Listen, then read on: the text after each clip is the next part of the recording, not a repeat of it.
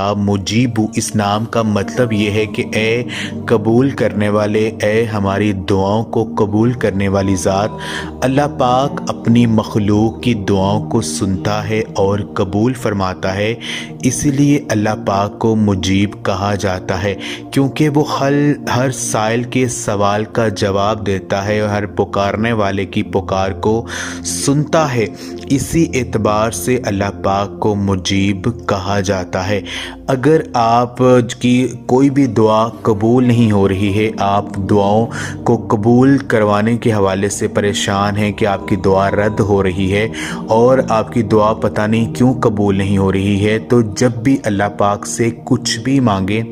अल्लाह पाक से कुछ भी किसी भी हाजत के लिए दुआ मांगने से पहले अगर आप 100 मरतबा या मुजीबू को पढ़ लेते हैं तो यकीन मानिए वो पाक ज़ात आपकी